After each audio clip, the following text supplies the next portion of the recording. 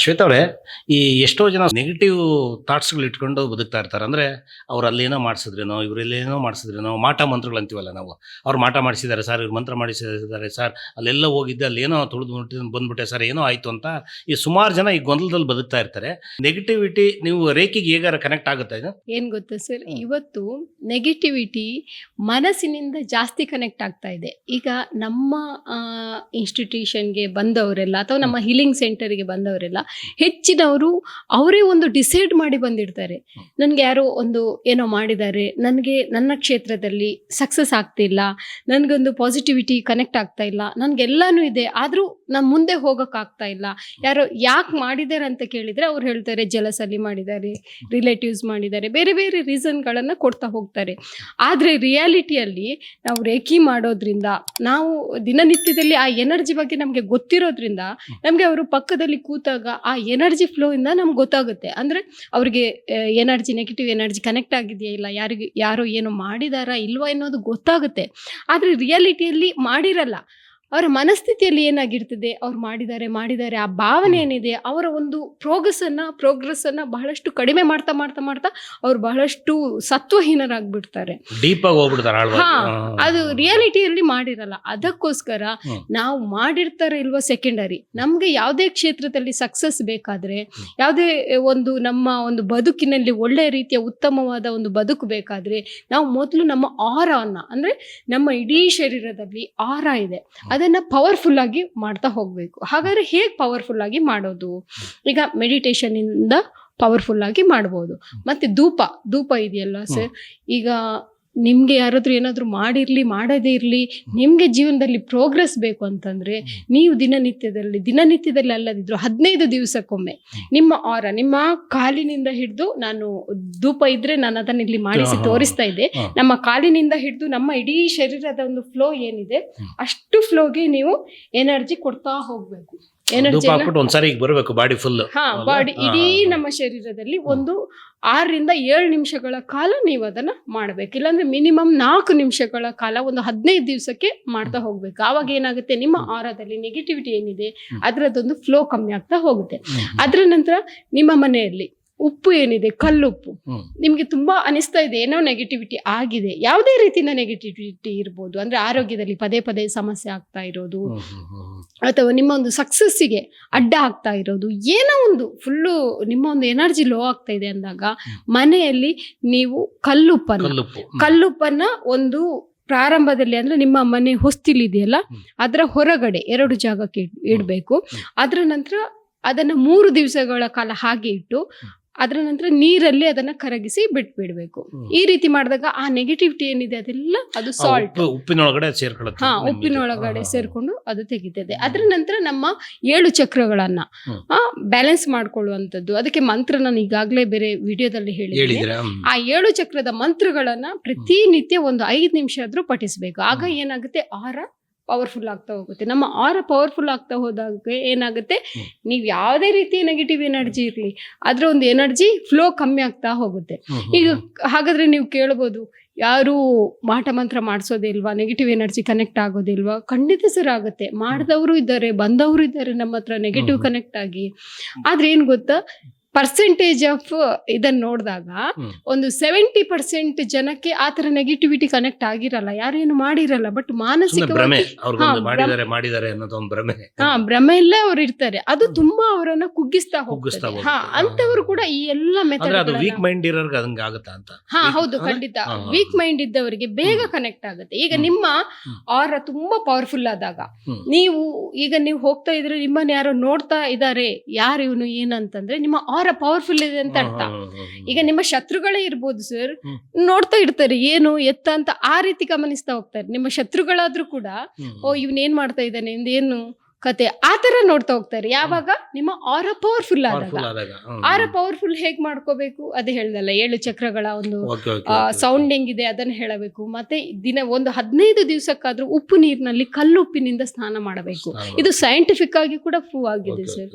ಇದು ಕೇವಲ ನಮ್ಮ ಒಂದು ಇದ್ರಲ್ಲಿ ಹೇಳ್ತಾ ಇಲ್ಲ, ಹೀಲಿಂಗ್ ಅಲ್ಲಿ ಸೈಂಟಿಫಿಕ್ ಆಗಿ ಕೂಡ ಪ್ರೂವ್ ಮಾಡಿದ್ದಾರೆ. ಉಪ್ಪು ನೀರಿಗೆ ಹಾಕೊಂಡು ಸ್ನಾನ ಮಾಡಿ, ಕಲ್ಲುಪ್ಪನ್ನ ನೀರಿಗೆ ಹಾಕಿ ಆ ನೀರನ್ನ ನೀವು ಒಂದು 15 ದಿವಸಕ್ಕೊಮ್ಮೆ ಸ್ನಾನ ಮಾಡುವಂಥದ್ದು. ಅದರ ನಂತರ ಟೆಂಪಲ್ಗಳಿಗೆ, ದೇವಸ್ಥಾನಗಳಿಗೆ, ಅಲ್ಲಿಗೆ ಹೋಗ್ತಾ ಇದ್ದಾಗ ನಮ್ಮ ನೆಗೆಟಿವ್ ಎನರ್ಜಿಯ ಫ್ಲೋ ಏನಿದೆ ಅದು ಕಮ್ಮಿ ಆಗ್ತಾ ಹೋಗುತ್ತೆ. ಈಗ ದೇವಸ್ಥಾನಕ್ಕೆ ಹೋದ ತಕ್ಷಣ ಯಾವ ದೇವರನ್ನ ನಾವು ಬಿಲೀವ್ ಮಾಡ್ತೇವೆ, ನಂಬ್ತೇವೆ, ಅವ್ರು ಬಂದು ವರ ಕೊಡ್ತಾರಂತಲ್ಲ, ಅಲ್ಲೊಂದು ಪಾಸಿಟಿವ್ ಎನರ್ಜಿ ಏನಿದೆ ಅದು ನಮ್ಮ ಇಡೀ ಶರೀರಕ್ಕೆ ಕನೆಕ್ಟ್ ಆಗಿ ನಮ್ಮ ಎನರ್ಜಿಯ ಫ್ಲೋ, ಪಾಸಿಟಿವ್ ಎನರ್ಜಿಯ ಫ್ಲೋ ಜಾಸ್ತಿಯಾಗಿ ನಮಗೆ ಎಲ್ಲ ರೀತಿಯ ಒಂದು ಪಾಸಿಟಿವಿಟಿ, ಸಕ್ಸಸ್, ನಮ್ಮ ಜೀವನದಲ್ಲಿ ನಮ್ಗೆ ಏನು ಬೇಕು ಆ ರೀತಿಯದು ಸಿಗ್ತಾ ಹೋಗ್ತದೆ. ಕೇವಲ ಒಂದು ದೇವರ ಶಕ್ತಿಯಿಂದ, ಓಕೆ ಅವರವರ ನಂಬಿಕೆ, ಅದು ದೇವರ ಶಕ್ತಿಯಿಂದ ಅವ್ರು ದೇವರ ಶಕ್ತಿ ಅಂತ ಅಂದ್ಕೊಂಡ್ರು ಹಂಗೂ ವರ್ಕ್ ಆಗುತ್ತೆ. ಒಟ್ಟಲ್ಲಿ ನಂಬಿಕೆ ಇರಬೇಕು, ಅದು ಮಾಡಿದ್ರು ನಂಬಿಕೆ ಇರಬೇಕು, ಇಲ್ಲ ದೇವ್ರ ನಂಬಿದ್ರು ನಂಬಿಕೆ ಇರಬೇಕು. ಯಾವ್ದು ಮಾಡಿದ್ರು ಕೂಡ ಖಂಡಿತವಾಗಿಯೂ ಸಕ್ಸಸ್ ಆಗ್ತಾ ಹೋಗುತ್ತೆ. ಈಗ ಇತ್ತೀಚಿನ ಒಂದು ಎಕ್ಸಾಂಪಲ್ ಹೇಳ್ತೇನೆ. ಒಬ್ರು ರೇಖಿ ತಕೊಳ್ಳೋದಿಕ್ಕೆ ನನ್ನ ಹತ್ರ ಬಂದಿದ್ದಾಗ ಮತ್ತೊಬ್ರು ಆ ವ್ಯಕ್ತಿಯಲ್ಲಿ ಕೂತಿದ್ರು, ಅವರು ಪರಿಚಯ ಇಲ್ಲ ನನಗೆ, ಇವರು ಅವ್ರ ಜೊತೆ ಕರ್ಕೊಂಡು ಬಂದಿದ್ದಾಗ ನಾನು ಇಷ್ಟು ದೂರದಿಂದ ಕೂತಿದ್ದೇನೆ, ಅವರ ಎನರ್ಜಿ ನಂಗೆ ಗೊತ್ತಾಗ್ತಾ ಇದೆ, ಅಂದ್ರೆ ಅವರಿಗೆ ನೆಗೆಟಿವ್ ಎನರ್ಜಿ ಕನೆಕ್ಟ್ ಆಗಿದೆ ಅಂತ ಗೊತ್ತಾಗ್ತಾ ಇದೆ. ಇವರು ರೇಖಿ ತಕೊಳ್ಳೋದಿಕ್ಕೆ ನನ್ನ ಹತ್ರ ಬಂದಿದ್ದವರು, ಅವ್ರು ಯಾರಂತಲೇ ಗೊತ್ತಿಲ್ಲ. ಅದು ಏನಾಗ್ತಾ ಇತ್ತು ಅಂತಂದ್ರೆ, ನನ್ನ ವೈಬ್ಸ್, ನಮ್ಗದು ಆ ವೈಬ್ರೇಷನ್ ಸ್ವಲ್ಪ ನಮ್ಗೆ ಕೈ ಶೇಕ್ ಆಗೋದು, ಅದು ಒಂದು ಮೆಥಡ್ಗಳಿಂದ ಗೊತ್ತಾಗುತ್ತೆ. ನನಗೆ ಆ ಥರ ಆಗೋದಕ್ಕೆ ಸ್ಟಾರ್ಟ್ ಆದಾಗ ನನಗೆ ಅವ್ರು ಯಾರಂತ ಗೊತ್ತಿಲ್ಲ, ಹೇಗೆ ಕೇಳೋದು ಅವ್ರ ಬಗ್ಗೆ ಅಂತ ಅನಿಸ್ತು. ಅವ ಸ್ವಲ್ಪ ಹೊತ್ತಿನ ನಂತರ ಪಕ್ಕದಲ್ಲಿದ್ದವ್ರಿಗೆ ಕೇಳಿದೆ, ಇವ್ರು ಯಾರು, ಯಾಕೆ ಬಂದಿದ್ದಾರೆ, ಇಲ್ಲ ಅವರ ಜೀವನದಲ್ಲಿ ಬಹಳಷ್ಟು ಸಮಸ್ಯೆಗಳಿದೆ, ಏನೇನು ಆಗಿದೆ, ಲೈಫ್ ತುಂಬ ಕೋಟ್ಯಾಧಿಪತಿ ಆಗಿದ್ದವರು, ಹೇಗೆಗೋ ಸಾಲ ಎಲ್ಲ ಮಾಡಿ ಏನೇನೋ ಆಗಿ ಲೈಫಲ್ಲಿ ತುಂಬ ಸಫರ್ ಆಗ್ತಾ ಇದ್ದಾರೆ ಅಂತ ಅಂದರು.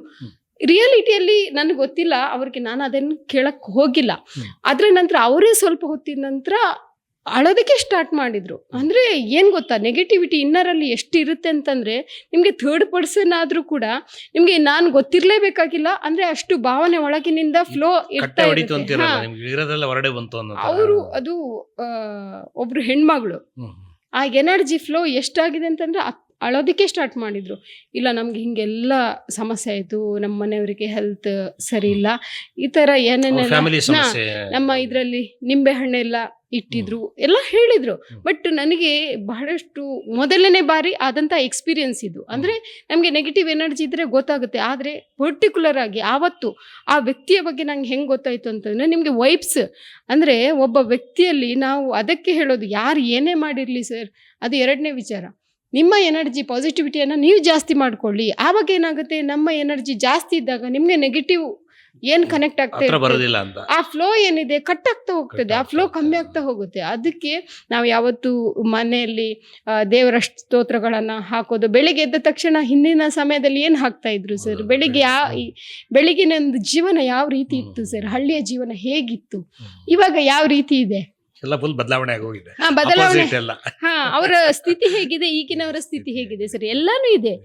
ಒಳ್ಳೆ ಆಸ್ತಿ ಇದೆ, ದುಡ್ಡಿದೆ, ಎಲ್ಲಾನು ಇದೆ ಸರ್, ಆದ್ರೆ ಏನಿಲ್ಲ, ನೆಮ್ಮದಿ ಇಲ್ಲ. ಯಾಕೆ, ಅವ್ರಿಗೆ 3 ಹೊತ್ತು ಊಟ ಅಷ್ಟೇ ಇದ್ದಿದ್ದು, ಒಂದು ಚೆನ್ನಾಗಿರುವಂತ ಅದ್ಭುತವಾದಂತ ಜೀವನ ಇತ್ತು. ಇವಾಗ ಎಲ್ಲಾನು ಇದೆ, ಆ ಒಂದು ಅದ್ಭುತ ಜೀವನ ಇಲ್ಲ. ಅಂದ್ರೆ ಯಾಕೆ ಈ ಮಾತು ಹೇಳ್ತಾ ಇದ್ದೇನೆ ಅಂತಂದ್ರೆ, ನಮ್ಮ ಆರವನ್ನ ಪವರ್ಫುಲ್ ಆಗಿ ಮಾಡ್ಕೊಳ್ಳಿ. ನೀವು ಹೆಚ್ಚು ತಲೆ ಕೆಡಿಸ್ಕೋಬೇಡಿ, ಯಾರೋ ಏನೋ ಮಾಡ್ದ, ಏನೋ ಪ್ರಾಬ್ಲಮ್ ಮಾಡ್ತಾ ಇದ್ದಾನೆ, ಏನೋ ಒಂದು ನೆಗೆಟಿವ್ ಎನರ್ಜಿ ಕನೆಕ್ಟ್ ಮಾಡಿದ್ದಾನೆ, ಯಾವುದೋ ಒಂದು ಅದೇ ನಿಂಬೆಹಣ್ಣು ರಿಲೇಟೆಡ್ ಏನೋ ಒಂದು ಮಾಟ ಮಂತ್ರ ವಾಮಾಚಾರ ಏನೋ ಮಾಡಿದ್ದಾನೆ, ಅದನ್ನೆಲ್ಲ ಬಿಟ್ಟಾಕಿ ಸರ್, ನಿಮ್ಮ ಎನರ್ಜಿಯನ್ನು ಜಾಸ್ತಿ ಮಾಡ್ಕೊಳ್ಳಿ. ಓಕೆ, ಹಂಗೆ ಮಾಡಿದೆ ಅಂತ ಇಟ್ಕೊಳ್ಳಿ, ನಿಮಗೆ ಕನೆಕ್ಟ್ ಆಯಿತು ಅಂತಲೇ ಇಟ್ಕೊಳ್ಳಿ. ನೀವೇನು ಮಾಡಬೇಕು, ನಿಮ್ಮ ಇನ್ನರಲ್ಲಿ ಚೇಂಜಸ್ ಮಾಡ್ತಾ ಹೋಗಬೇಕು, ಮೆಡಿಟೇಷನ್ ಮಾಡಿ. ಮತ್ತೆ ಕ್ರಿಸ್ಟಲ್ ಸರ್ ತುಂಬ ಅದ್ಭುತವಾಗಿ ವರ್ಕ್ ಆಗುತ್ತೆ. ಅದಕ್ಕೆ ರಿಲೇಟೆಡ್ ಒಂದು ಬ್ಲ್ಯಾಕ್ ಟರ್ಮಲಿನ್ ಇರ್ಬೋದು, ಅದು ನಿಮಗೆ ನೆಗೆಟಿವ್ ಎನರ್ಜಿಯನ್ನು ಸಕ್ ಮಾಡುತ್ತೆ. ತುಂಬ ಅದ್ಭುತವಾದಂಥ ಕ್ರಿಸ್ಟಲ್, ಎಲ್ಲ ಕ್ರಿಸ್ಟಲ್ಗಳನ್ನು, ಅದರಲ್ಲಿ ಪರ್ಟಿಕ್ಯುಲರ್ ನೆಗೆಟಿವ್ ಎನರ್ಜಿ ನನಗೆ ಕನೆಕ್ಟ್ ಆಗಬಾರ್ದು ಅಂತಂದರೆ ಬ್ಲ್ಯಾಕ್ ಟರ್ಮಲಿನ್, ಇಂಥದ್ದು ಕೆಲವೊಂದು ಕ್ರಿಸ್ಟಲ್ಗಳಿದೆ, ಟೈಗರ್ ಐ ಕ್ರಿಸ್ಟಲ್ಗಳಿದೆ, ಅದನ್ನೆಲ್ಲ ಬಳಸ್ಕೊಳ್ಳಿ. ನೀವು ನಿಮ್ಮ ಆಹಾರವನ್ನು ತುಂಬ ಪವರ್ಫುಲ್ ಆಗಿ, ತುಂಬ ಒಂದು ಎಫೆಕ್ಟಿವ್ ಆಗಿ ಇಟ್ಕೊಳ್ಳಿ. ಅದರ ನಂತರ ನೀವು ಬೇರೆ ಯಾವುದಕ್ಕೂ ತಲೆ ಕೆಡಿಸ್ಕೋಬೇಡಿ. ಯಾವುದೇ ಮಾಟ ಮಂತ್ರಗಳಿಗೆಲ್ಲ ಎಷ್ಟು ಸರ್ ನನ್ನ ಸರ್ಕಲಲ್ಲಿ ಲಕ್ಷಾಂತರ ಖರ್ಚು ಮಾಡಿದ್ದಾರೆ, ಅಂದರೆ ಮಾಟ ಮಂತ್ರಗಳನ್ನು ತೆಗಿಸೋದಿಕ್ಕೆ, ವಾಮಾಚಾರ ತೆಗಿಸೋದಿಕ್ಕೆ. ವ್ಯಕ್ತಿ ಬಂದಿದ್ರು ಅಂತ ಮಾಟ ಮಂತ್ರ, ಅವ್ರಿಗೇನೋ ಒಂದು ಎನರ್ಜಿ ನೆಗೆಟಿವ್ ಎನರ್ಜಿ ಇತ್ತು ಅಂತ ಅವ್ರು ಹೇಳಿದ್ರು ಅಂತ ಹಾ, ಅವ್ರಿಗೆ ಹೌದು. ಏನಾರು ಪರಿಹಾರ ಮಾಡಿದ್ರೆ ಹಾ ಹೌದು, ಅವರ ನಂತರ ಅದು ಅಂದ್ರೆ ಅವ್ರಿಗೆ ಅದು ಸಣ್ಣ ಮಟ್ಟಿನ ಪರಿಹಾರದ ಒಂದು ಸ್ಥಿತಿಯಲ್ಲಿ ಅವ್ರು ಇರ್ಲಿಲ್ಲ. ಹ್ಮ್. ನಾನು ಅವರಿಗೆ ಹೆಚ್ಚಿನ ಪರಿಹಾರವನ್ನ ಹೇಳಿಲ್ಲ, ಯಾಕಂದ್ರೆ ಅವರು ಎಷ್ಟು ಒಂದು ದುಸ್ಥಿತಿಯಲ್ಲಿ ಇದ್ರು ಅಂತಂದ್ರೆ ಎಲ್ಲವನ್ನ ಕಳ್ಕೊಂಡಿದ್ರು ಅವರು. ಅಂದ್ರೆ ಅವ್ರಿಗೆ ಅಲ್ಲಿ ಆ ಜಾಗದಲ್ಲಿ ಬಹಳಷ್ಟು ಸಮಸ್ಯೆಗಳಾಗಿತ್ತಂತೆ. ಅಲ್ಲಿ ಅವರು ಬೇರೆ ಬೇರೆ ಮಂತ್ರದ ಮೂಲಕ ಮತ್ತೆ ಬೇರೆ ಬೇರೆ ಯಾಗ ಯಜ್ಞ ಅದರ ರಿಲೇಟೆಡ್ ಅವರು ಕನೆಕ್ಟ್ ಆದ್ರು. ಅದರ ನಂತರ ನಾನು ಅವ್ರಿಗೆ ಕನೆಕ್ಟ್ ಆಗಿಲ್ಲ. ನಾನು ಇದನ್ನ ಯಾಕೆ ಹೇಳಿದ್ದೇನೆ ಅಂತಂದ್ರೆ ಅವರ ಒಂದು ಎನರ್ಜಿ ನಮ್ಗೆ ಹೆಂಗ್ ಗೊತ್ತಾಗುತ್ತೆ ಅಂತ ಗೊತ್ತಾಗುತ್ತೆ. ಅಂದಾಗ ನಾನು ನನ್ನ ಹೀಲಿಂಗ್ ಮೆಥಡ್ ಅಲ್ಲಿ ಅಂದ್ರೆ ನಾನು ಇದ್ರ ಬಗ್ಗೆ ಏನ್ ಸ್ಟಡಿ ಮಾಡಿದ್ದೇನೆ ಅದರಲ್ಲಿ ನಮ್ಗೆ ವೈಬ್ಸ್ ಹೆಂಗ್ ಕನೆಕ್ಟ್ ಆಗುತ್ತೆ, ಅದು ಹೆಂಗ್ ಗೊತ್ತಾಗುತ್ತೆ ಇನ್ನೊಬ್ರಿಗೆ ನೆಗೆಟಿವ್ ಎನರ್ಜಿ ಕನೆಕ್ಟ್ ಆದಾಗ, ಅದೆಲ್ಲ ನಮ್ಗೆ ನಮ್ಮ ಒಂದು ಥಿಯರಿಯಲ್ಲಿ ನಾವು ಅದನ್ನು ಓದಿದ್ದೇವೆ. ಬಟ್ ನನ್ನ ಒಂದು ಎಕ್ಸ್ಪೀರಿಯನ್ಸ್ ಇದು ಅವ್ರಿಗೆ ಯಾವ ರೀತಿ ನಮಗೆ ಅವರ ಒಂದು ಎನರ್ಜಿ ಕನೆಕ್ಟ್ ಆಯಿತು ಸರ್. ಇಲ್ಲಿ ಕೂತಿದ್ದಾರೆ ಅವ್ರ ಹೆಂಗಸು, ನನಗೆ ಹಿಂಗೆ ಶೇಕ್ ಆಗ್ತಾ ಇದೆ ಕೈಯೆಲ್ಲ, ನಂಗೊಂದು ಫೀಲ್ ಗೊತ್ತಾಗ್ತಾ ಇದೆ, ನನಗೆ ಅವ್ರಿಗೆ ಏನೋ ಆಗಿದೆ ಗೊತ್ತಿಲ್ಲ, ಬಟ್ ನೆಗೆಟಿವ್ ಎನರ್ಜಿ ಕನೆಕ್ಟ್ ಆಗಿದೆ ಅಂತ ಅಷ್ಟೇ ಗೊತ್ತಿತ್ತು. ಅಂದರೆ ಇದು ಯಾಕೆ ಹೇಳಿದೆ ಅಂತಂದರೆ ನಮ್ಮ ಓಕೆ ನೆಗೆಟಿವ್ ಎನರ್ಜಿ ಕನೆಕ್ಟ್ ಆಗಿದೆ, ಸಮಸ್ಯೆ ಆಗಿದೆ, ಎಲ್ಲ ಓಕೆ, ನಮ್ಮ ಎನರ್ಜಿಯನ್ನು ಜಾಸ್ತಿ ಮಾಡ್ಕೊಳ್ಳೋಣ. ಅದ್ರ ಬಗ್ಗೆ ಯಾಕೆ ಯೋಚನೆ ಮಾಡ್ತೀರಾ? ನಾವು ಏನು ಮಾಡ್ತೀವಿ, ತುಂಬ ಸಮಸ್ಯೆ ಬಂದಾಗ, ಎಲ್ಲ ಸಮಸ್ಯೆ ಒಳಗೆ ಇದ್ದಾಗ ಸೊಲ್ಯೂಷನ್ ಹುಡುಕುವ ಬದಲು ಯಾವತ್ತು ನಮ್ಮ ಜೀವನದಲ್ಲಿ ಪ್ರತಿಯೊಂದು ಕ್ಷಣವನ್ನು ಕೂಡ ಎನರ್ಜಿಯನ್ನು ಜಾಸ್ತಿ ಮಾಡೋಣ, ಪಾಸಿಟಿವ್ ಆಗಿ ಇರೋಣ, ಪಾಸಿಟಿವ್ ಆಗಿ ಯೋಚನೆ ಮಾಡೋಣ, ಟೆಂಪಲ್ಗಳಿಗೆ ಹೋಗೋಣ. ಸರ್ ಟೆಂಪಲ್ ಸೈನ್ಸ್ ಇದೆಯಲ್ಲ ಸರ್, ಟೆಂಪಲ್ ಸೈನ್ಸ್ ಅಂತ ಹೇಳ್ತಾರೆ. ಟೆಂಪಲ್ ಅನ್ನೋದೊಂದು ಅದ್ಭುತವಾದ ಸೈನ್ಸ್, ಯಾಕಂದ್ರೆ ಆ ಕಲ್ಲಿನ ಎನರ್ಜಿ ಇರುತ್ತೆ, ಎಷ್ಟೋ ಮಂದಿಯ ಭಾವನೆ ಅಲ್ಲಿ ಇರುತ್ತೆ, ಒಂದು ಫೀಲಿಂಗ್ಸ್ ಇರುತ್ತೆ. ಕೋಟ್ಯಾಂತರ ಮಂದಿ ಆ ಟೆಂಪಲ್ಗೆ ಬಂದಿರ್ತಾರೆ, ಆ ಫೀಲಿಂಗ್ಸ್ ಎಲ್ಲ ಪಾಸಿಟಿವ್ ಆಗಿರ್ತದೆ. ಆ ಪಾಸಿಟಿವ್ ಎನರ್ಜಿ ನಿಮ್ಗೆ ಕನೆಕ್ಟ್ ಆಗಿರ್ತದೆ, ಅದಕ್ಕೆ ಟೆಂಪಲ್ಗೆ ಹೋಗ್ಬೇಕು. ನಾನು ದೇವರ ಕಾನ್ಸೆಪ್ಟ್ ಬಗ್ಗೆ ನಾನು ಹೆಚ್ಚು ಮಾತಾಡಲ್ಲ, ಯಾಕಂದ್ರೆ ನಾವು ನಂಬಿಕೆಯನ್ನ ಸರಿ ತಪ್ಪು ಇಲ್ಲಿ ಹೇಳ್ತಾ ಇಲ್ಲ, ಬಟ್ 100% ಟೆಂಪಲ್ಗಳಲ್ಲಿ ಪಾಸಿಟಿವ್ ಎನರ್ಜಿ ಇದೆ. ನೀವು ನಾಸ್ತಿಕರು ಇರ್ಬೋದು, ಆಸ್ತಿಕರು ಇರ್ಬೋದು, ಅದೇ ಪಾಸಿಟಿವ್ ಎನರ್ಜಿಯನ್ನು ನೀವು ಫೀಲ್ ಮಾಡ್ಕೊತೀರಾ. ಆ ರೀತಿಯಾಗಿ ಅದ್ಭುತವಾದಂತಹ ರಿಸಲ್ಟ್ ಬರುತ್ತೆ. ಅದಕ್ಕೆ ನೀವು ಮಾಟ ಮಂತ್ರ ವಾಮಾಚಾರ ಇದ್ರ ಬಗ್ಗೆ ತಲೆ ಕೆಡಿಸ್ಕೋಬೇಡಿ. ಅದ್ಭುತವಾದಂತಹ ಒಂದು ಎನರ್ಜಿಯನ್ನು ನಿಮ್ಮ ಇನ್ನರಿಂದ ನೀವು ಜಾಸ್ತಿ ಮಾಡ್ಕೊಳ್ಳಿ. ಹೆಚ್ಚು ಏನು ವಸ್ತುಗಳು ಬೇಡ. ಈಗ ಒಂದು ಧೂಪದ್ದು ಹೇಳಿದೆ ಸರ್, ಇಡೀ ನಾವು ಧೂಪವನ್ನು ತಗೊಂಡು ಮಾಡುವಂಥದ್ದು, ಕ್ರಿಸ್ಟಲ್ಗಳನ್ನು ಯೂಸ್ ಮಾಡ್ಕೊಳ್ಳಿ, ಬ್ಲ್ಯಾಕ್ ಟರ್ಮಲೈನ್ ಕಂಪಲ್ಸರಿ ಹಾಕೊಳ್ಳಿ, ಮತ್ತೆ ಯಾವುದೇ ರೀತಿಯ ನಿಮ್ಗೆ ಉಪ್ಪನ್ನ ಮನೆಯಲ್ಲಿ ಇಟ್ಕೊಳ್ಳಿ. ಅದರ ನಂತರ ನಿಮ್ಗೆ ಯಾವ ವ್ಯಕ್ತಿ ಒಂದು ಕೆಟ್ಟದನ್ನ ಮಾಡಿದ್ದಾರೆ ಅಥವಾ ನೆಗೆಟಿವ್ ಮಾಡಿದ್ದಾರೆ ಅಂತ ಇಟ್ಕೊಳ್ಳಿ, ಅದರ ಜೊತೆ ಫೀಲಿಂಗ್ಸ್ ಅನ್ನ ಕನೆಕ್ಟ್ ಮಾಡೋದಿರುತ್ತೆ ಸರ್. ಅದರಲ್ಲಿ ಏನು ಗೊತ್ತಾ, ಸಂಚಾರಿ ಒಂದು ವ್ಯವಸ್ಥೆ, ಅಂದರೆ ಇನ್ನರಲ್ಲಿ ನಾವು ಆಂತರಿಕ ಸಂಚಾರಿ ವ್ಯವಸ್ಥೆ ಅಂತ ಹೇಳ್ತೇವೆ ಅದಕ್ಕೆ. ಅಂದರೆ ನಮ್ಮ ಭಾವನೆ ಅವರ ಜೊತೆ ತುಂಬ ಪಾಸಿಟಿವ್ ಆಗಿರಲಿ, ಅವರ ವೈಬ್ಸ್ ಪಾಸಿಟಿವ್ ಆಗಿ ನಮಗೆ ಕನೆಕ್ಟ್ ಆಗಲಿ, ಅಂದರೆ ಪಾಸಿಟಿವ್ ಆಗಿ ಇರಲಿ ಅವರು, ಯಾವುದೇ ಒಂದು ವ್ಯಕ್ತಿ. ಆವಾಗ ಏನಾಗುತ್ತೆ, ನಮ್ಮ ಎನರ್ಜಿ ಪಾಸಿಟಿವ್ ಆಗಿ ಕನೆಕ್ಟ್ ಆಗ್ತಾ ಹೋಗುತ್ತೆ.